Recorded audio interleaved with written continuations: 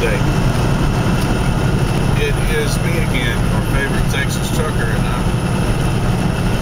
tooling on around through Wisconsin here, working my way down to Illinois. I wanted to talk to y'all a little bit about, some very basic ideas about trucking. This one is going to be about trip planning. I'm going to try to do this without any kind of visual aids, but I just kind of wanted to explain to some of you guys the process and the tools that you use to plan your trip. Now, in the old days, we didn't have GPSs. I wasn't driving trucks back then, but we, as people, didn't have GPSs. Your GPS was a road map or an atlas. Years ago, I was a delivery driver in Houston, and I did hotshot deliveries throughout the Houston area. That's back, before hotshot deliveries like they do them today. It's a little bit different. Back then it was small deliveries through Houston. They have this Houston road atlas. I don't even remember what it's called now, but it's got it broken down by sections. And it can be difficult to use because you can't piece everything together and get one big overview of the city. You've got to go, you might be on one page where you're at, and then you may have to go travel through 10, 12 different pages of maps, to get to the final destination. And it was fairly difficult. The more that you knew the city, the less you needed a map. Right? And so if you knew the city well enough to get from point A to the general vicinity of where you were going, well, then you could use the map in order to target into your actual address destination, and find the precise point and where that destination is. And as you drove more and more and more and delivered more and more and more, you rarely needed the map at all because you pretty much knew where it was that you were going. And essentially it's the same thing with truck driving. With truck driving, you have the Rand McNally Motor Carriers Atlas, and it's very similar to what we use to navigate Houston, although it's bigger in size or in dimensions and smaller in the amount of pages that are in it. But it's essentially the same concept. Let's say you start in Texas, but you're going to Wisconsin. You've got several states in between you. You've got Oklahoma, you've got Kansas, you've got Missouri, and then you've got Illinois, and then you've got Wisconsin that you've got to go through. And each page in the Motor Carrier Atlas each state in the Motor Carrier Atlas has its own page. Some of them have two. And so you've got to travel through these pages to get to the final destination. Right? And that can be a little frustrating when you're trying to plan your route out, when you're trying to map it out, especially if you're not familiar with the states that you're going through. So you kind of got to, match or cut and paste, if you will, mentally, because you can't take the pages out. And so what you've got to do, the basic idea for me, there's 2 pages in the atlas that just show an overview of the United States with major runway or highways. And so what I do is I draw a straight line from my point A to my point B, just a straight line. I use a dry erase marker to do it because I have a laminated atlas, so I draw a straight line from point A to point B. Because we know that the shortest distance between 2 points is a straight line. Alright, well, highways don't run on a straight line. Highways run all over the damn place. So the key to determining the shortest practical route from going from point A to point B is to follow the highways that stay closest to that straight line. Alright, and so you might have to take, a few different highways here and there to get to where you're going, but on overview of the United States, you can kind of see that and write it down. You know, you say, okay, well, I'm going to take this highway to this highway to this highway to this highway. And that's my basic route. So then you want to open up your Texas map. And you want to say, okay, well, now I'm starting at this particular point in Texas, and I already know that this is where I'm exiting Texas, right? And you know that point. So on that map, on that state map, draw a straight line. Draw a straight line from where you're starting at to where you're leaving Texas at. And then you want to plan your route on that straight line. So here's a couple of things that you want to keep in mind. First, you want to keep in mind any truck restricted routes. So you want to check your route in Texas and make sure that you're not on any truck restricted routes. Truck restricted routes include weight, width, and height restrictions. Okay? So there's some roads in Texas where you're not going to be able to drive, you know, an 80,000-pound semi. There's some roads, you know, I think Texas has got very, very few low bridges, but, you know, there may be a low bridge, you know, that has a height restriction, so you may not be able to travel that road. You know, you need to check your atlas and make sure that there are no height or weight restrictions on the road, or if you're carrying a wide load, a width restriction. Once you've got that mapped out, and then take an index card or a sheet of paper and write your route down, okay? From your starting point until you leave Texas, and then you want to go to your next step, Oklahoma. So in Oklahoma, you want to open it up and you want to mark where you enter Oklahoma. Well, where you enter Oklahoma is where you left Texas. So you make a point, mark a point where you enter Oklahoma, and you figure your exit Oklahoma point, right? Because you've already mapped it out on the state map, and you kind of know, generally speaking, where you want to exit Oklahoma at. So you take the point from where you're entering Oklahoma to the point where you're going to exit Oklahoma, and you're going to run a straight line through it. And then from that straight line, you're going to map the route that follows closest to that straight line getting out of there. Okay, here's a couple things that you want to keep in mind. And this applies to Texas also. All right, interstates and, well, let's say interstates are almost always faster than taking state highways or county roads. Okay, here's why. That's because interstates don't have stoplights. Okay, and they don't have stoplights, they don't have stop signs. Once you're on an interstate, you're going to go non-stop until the interstate ends. All right, but when you get on state highways and you get on county roads, those state highways and those county roads tend to run straight through the middle of towns. And every time they run through a town, you have stoplights and stop signs that you have to deal with. So you have a fuel consumption issue because, you know, starting and stopping costs more fuel than running steady. And you have a time constraint issue because every time that you come through a town, you've got to slow down, you've got to stop at stoplights, you've got to stop at stop signs, and so those things may cost you time, right, traveling through. Another thing to consider is speed limits. On interstates, speed limits can run, you know, from anywhere from 65 miles an hour all the way up to 85 miles an hour. God damn it, it looks like I just ran into a mess. They got a fire on this road. Oh, Lord. I may turn this camera around. And luckily it's on the other side, but we're getting a bunch of bottlenecking here. Yep, there's a truck fire. Their truck is on fire. I'm not going to mess with the camera because I'm driving. But I will tell you that it is a pass. It's a day cab. The driver of the day cab did get the cab disconnected from the trailer. It does not look like it was a brake fire because the tires are still in perfect condition. The whole back of the trailer is a loss though, and he lost his load, so I don't know what happened. But it is what it is. So anyway, back on track, back to what I was saying.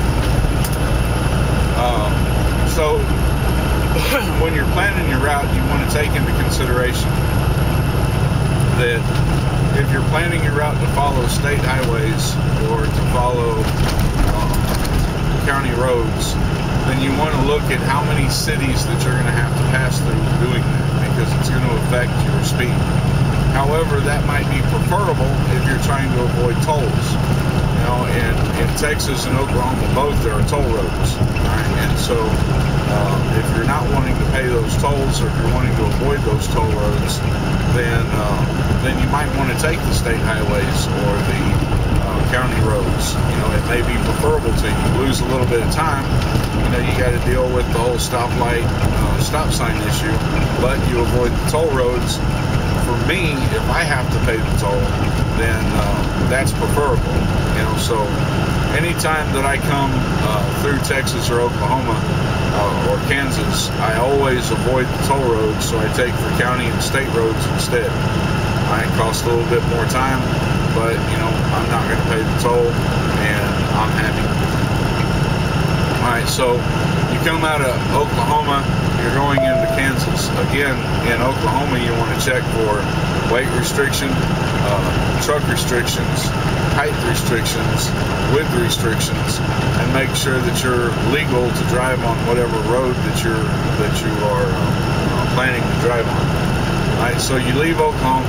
Alright, you want to mark in Kansas the point at which you plan to enter Kansas and the point at which you plan to leave Kansas. Alright, you should already have that pretty much figured out. So you draw a straight line. And you just follow this process through each individual state, writing down your route so that as you drive, you can tick off, okay, well, you know I got to turn down this highway, I got to turn down this highway, I got to turn down this highway, so on and so on, all the way until you get to your destination city. Now, once you get to your destination city, the whole plan changes, because the Rand McNally Atlas, with a few exceptions for large cities like Chicago and Houston and Dallas and Fort Worth and all that, doesn't have local maps. And even if it does have local maps, they're not as good as what an actual city map would be. And so on there, you got in the Qualcomm, when you receive a load to the company, it should have a customer code with it. A customer code will be a designator that they use to send you directions. And what they're going to do, what you're going to do now is you're going to put in that customer code for your destination, and the customer code, you know, in your Qualcomm is going to come back to you with directions to get to your final destination. And so when you look at those directions, are going to come from the nearest major highway or interstate, and it's going to walk you step by step to getting to the customer. Okay, so what you want to do is you want to write those directions down so that you know what exit to take, you know which direction to turn, you know what street to turn on, you know what moves to make to get you to the final destination. Right, and that's essentially the first step of planning your route. All right, the next step of planning your route is determining how long it's going to take to get where you're going. All right, just recently had an argument with a dude. Because a friend of mine was going through school and fixing to graduate, and one of the things that he was needing to learn was his ETA, which is your estimated time of arrival, or essentially the amount of time it takes you to get from point A to point B. Right? And so there's another guy that gets on there and he's like, why do you need to know that if you're solo?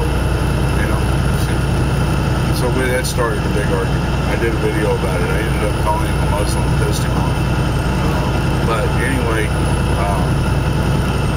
here's the deal. You figure out your total amount of miles, okay, to get from point A to point B. All right, let's say that your total amount of miles is roughly, 1,100 miles. We'll just throw a number out there. All right, so you divide that number of miles by your average speed, okay? If you're running at 65 miles an hour, if your truck is governed at 65 miles an hour and you're running hammered down all the time, you're not going to maintain a 65 mile an hour average speed, right? Because you have other outside contributing factors. You have wrecks, you have construction, you have stop signs, you have stoplights, you have cities with speed limits of 55 miles an hour, 45 miles an hour, 35 miles an hour, 25 miles an hour, and you have to obey these speed limits when you're running through these places. So, you know, you have all these things to consider. And so safely at 60 miles an hour, you can figure a very rough estimate of an average speed of 60 miles an hour. All right, perfect example is right now. I'm running southbound on I-43. All right, speed limit through here is 55 miles an hour. Can I maintain an average speed of 60 miles an hour when I'm running through a speed limit that has 55? No, you're not going to do that. You know, you have to be able to run your speed consistently throughout the day in order to maintain an average speed. You don't do that when you're driving. It's constant ups and downs. You know, you might hit 65 miles an hour, you know, for a long time, and then you might be down to 45 miles an hour, you know, because of construction. Or you might be at a dead stop for 30 minutes because of construction or an accident or a backup or whatever the case may be. So you figure a very rough estimate of at 60 miles an hour, you figure 55 miles an hour. At 65 miles an hour, you figure 60 miles an hour as your average speed. You know, that's just a really rough estimate, and it's probably not going to be real accurate. So we'll make adjustments for that later. So you figure, let's say, you know, you figure your average speed by dividing your total number of miles by the average speed. Okay, that gives you a number. Okay, that number, let's say, you know, that number comes out to, we'll say 12.5. Okay, so you say, all right, well, it's going to take 12.5 hours to get from where I'm at right now to where I'm going.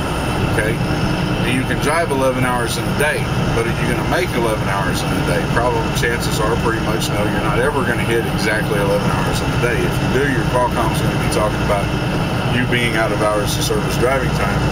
1 minute over that, you're going to be violating those hours of service regulations. So you always try to save your last hour of the day for finding a parking spot. So if you've got an 11-hour day, you're going to drive 10 hours, and then you're going to plan a parking spot about 10 hours away. All right, now, if you're lucky, you'll be able to find parking at your first spot. If you're not lucky, then you're going to have to use that hour to get to the second spot. All right, but by the time that hour is up, you need to be parked. All right, and you know, no matter what. So if you've got 12 hours to get, 12.5 hours to get where you're going, and you stop at 10 hours and you find a parking spot at the first spot, it's going to put you 2.5 hours away. The problem is that in that 10-hour period of time, you have to take a 30-minute break. So, you know, if you've got 12.5 hours to get from point A to point B, well, you need to add at least one 30-minute break in there. So that makes it 13 hours. And then you need to add a 10-hour break in there because you're 2 hours away from your final destination when you stop for the day, you know, or 2.5 hours away from your final destination when you stop for the day. And you got to take a 10-hour break before you can go any further. So your 13 hours will now become 23 hours. Okay, it's going to take 23 hours to get to where you're going. Well, then you've got to add, you know, that 5 minute on e-logs, or at least for us, for my company on e-logs, you have that 5 minute pre-trip, post-trip, and fueling. That's another 15 minutes. So now your 23 hours became 23 hours and 15 minutes. Well, then remember I said that you know, your average time that you figured isn't going to be very accurate. What you need to do is you need to take that average time and you need to give yourself a little bit of a buffer. All right, typically I give myself about a 30-minute buffer. So we said 23 hours and 15 minutes. Now we're sitting at 23 hours and 45 minutes. What I want to do now is I want to go ahead and bump that up to 24 hours and just give myself that extra 15 minutes. Now I'm looking at a 24-hour time period to get to where I'm going. However, I know that I'm going to have construction in the way, and I know that some of that construction is going to bring me to a dead stop. Sometimes for as long as an hour. I mean, I've been in construction for, you know, an hour before. And so what I want to do now is I want to add a contingency time of about an hour. So now I'm running at 25 hours. So it's going to take me out. So I'm going to state safely when I'm asked, I'm going to state that I think that I can make my destination within 25 hours. So if I start out at 10 o'clock this morning, I plan to be there by 11 o'clock tomorrow. Okay? That's kind of how that works.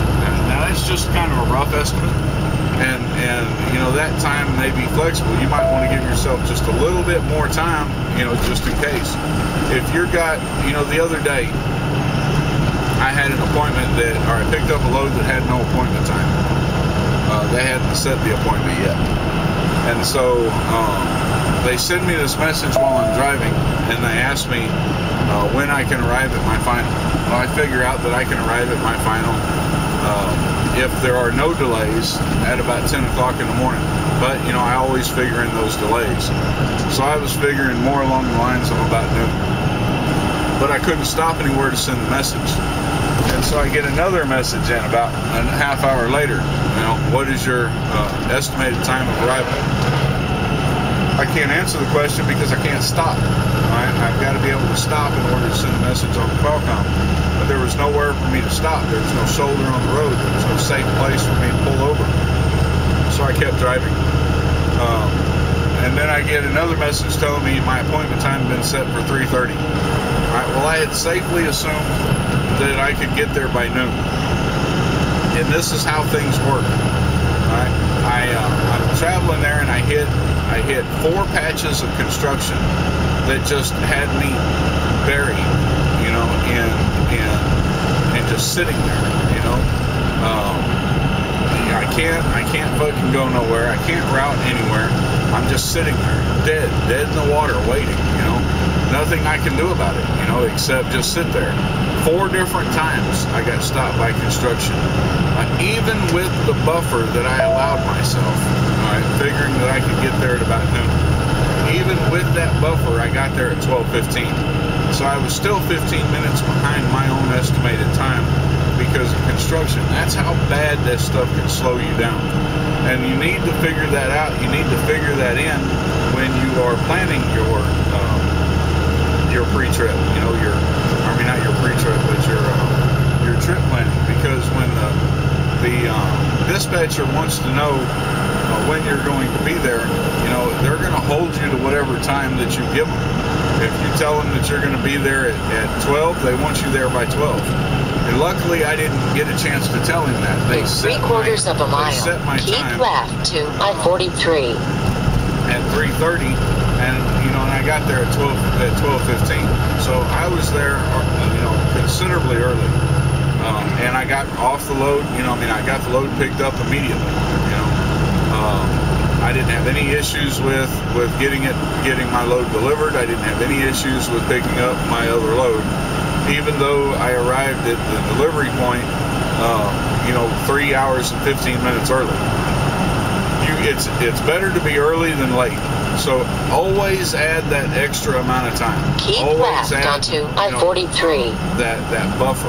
You know, if you're don't feel safe figuring 5 miles under the speed limit, figure 10 miles under the speed limit. With all the construction that's going on, you may very well need that little bit of extra Continue time. on I-43.